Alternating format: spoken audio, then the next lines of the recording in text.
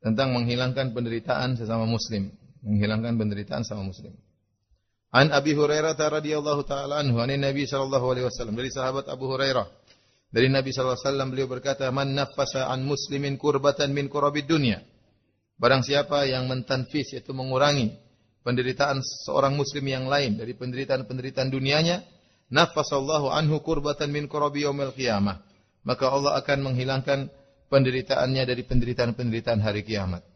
Wa man yassara 'ala mu'sirin yassarallahu 'alaihi fid dunya wal akhirah. Barang siapa yang memudahkan seorang yang kesulitan, ya, maka Allah akan mudahkan dia di dunia maupun di akhirat. Wa man satara 'ala muslimin, barang siapa yang menutup aib seorang muslim, satarallahu 'alaihi fid dunya wal akhirah, Allah akan menutup aibnya di dunia maupun di akhirat. Wallahu fi aunil 'abdi ma kana al-'abdu fi auni akhihi. Sungguhnya Allah senantiasa menolong seorang hamba jika hamba tersebut senantiasa menolong saudaranya. Saya ulangi, Nabi bersabda, "Man naffasa an muslimin kurbatan min kurabid dunya naffasallahu anhu kurbatan min kurabi yaumil qiyamah." Barang siapa yang menghilangkan penderitaan seorang muslim yang lain, penderitaan dunia, Allah akan menghilangkan penderitaannya, penderitaan di akhirat. Barang siapa man yassara 'ala mu'sirin, barang siapa memudahkan orang yang kesulitan, yassarallahu 'alaihi fid dunya wal akhirah, Allah akan mudahkan urusan di dunia dan akhirat.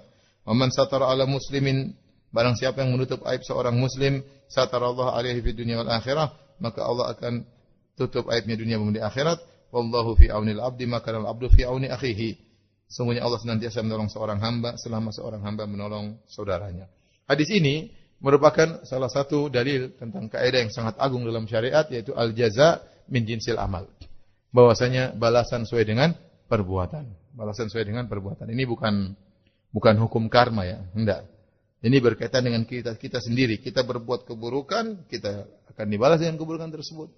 Kita melakukan kebajikan, kita akan dibalas dengan sejenis kebajikan yang kita lakukan. Ya. Balasan sesuai dengan perbuatan. Ada 4 perkara yang Nabi sebutkan di sini. Yang pertama, man naffasa an muslimin kurbatan min kurabid dunya naffasallahu anhu kurbatan min kurabi yaumil qiyamah. Barang siapa yang meringankan, nafasa yaitu meringankan.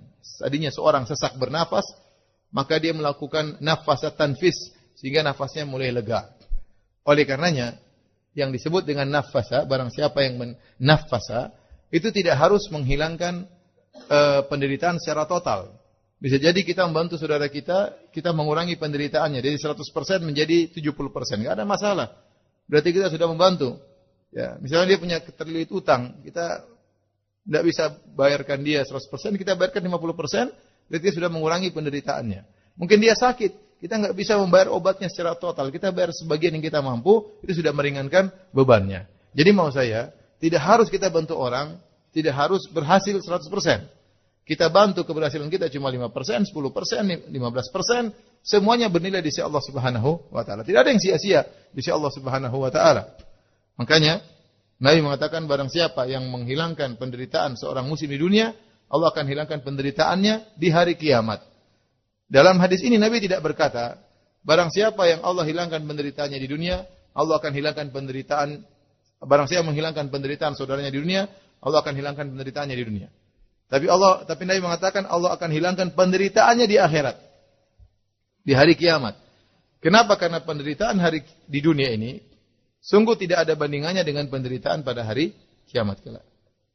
Di dunia seorang menderita paling kelaparan, kehausan, terlilit utang, ya. Penderitaan menderita tapi tidak separah penderitaan di akhirat. Tidak ada apa-apanya, tidak ada bandingannya. Manusia dikumpulkan di padang mahsyar, matahari jarak 1 mil, panas terik sehari seperti 50.000 tahun. Siapa yang kuat? Ya. Maka penderitaan dunia ini enggak ada bandingannya dengan penderitaan akhirat. Dan amal sedikit Allah balas dengan besar. Kata Allah, barang siapa menghilangkan penderitaan seorang muslim di dunia, dia akan dihilangkan penderitaannya pada hari kiamat kelak. Ya.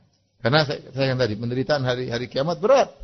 Di malam barzakh sudah berat, ketemu malaikat mungkar dan nakir, diuji, dibangkitkan dalam kondisi telanjang bulat, kemudian matahari jarak 1 mil, kemudian belum dihisab, belum dimizan, suruh lewat sirat, banyak sekali penderitaan. Harus dilewati oleh seorang menjalani perjalanan hidupnya menuju surga atau neraka jahanam. Nah, kalau kita hilangkan penderitaan seorang muslim, kita akan ditolong oleh Allah pada hari kiamat kelak. Maka hadirkan hadis ini dalam hati kita. Ada orang susah kita bantu. Ada orang Ya, seperti kata seorang sahabat kalau nggak salah Ibnu Abbas, ya. Ada orang dia menderita, semalaman dia berpikir siapa yang harus saya datangi. Dia malu mungkin mau datang, tidak datang setiap orang, mungkin orang bantu dia. Dia mikir saya mau minta tolong sama siapa ya. Dia mikir semalaman suntuk. Saya mau minta tolong sama siapa. Ternyata besok dia milih antum, maka jangan kecewakan dia. Jangan kecewakan dia. Kalau kita mampu, kalau nggak mampu lain cerita.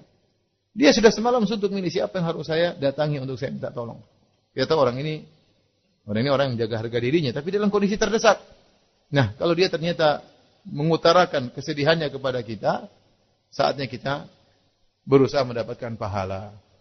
Ya, berarti Allah bukakan pada kita pintu kebaikan. Kalau kita punya uang, kita bantu. Kita punya tenaga, kita bantu. Kalau nggak punya, kita ucapkan kata-kata yang baik. Mohon maaf. Semoga Allah memudahkan urusanmu. Saya kebetulan lagi tidak punya. Saya lagi kosong misalnya. Ya.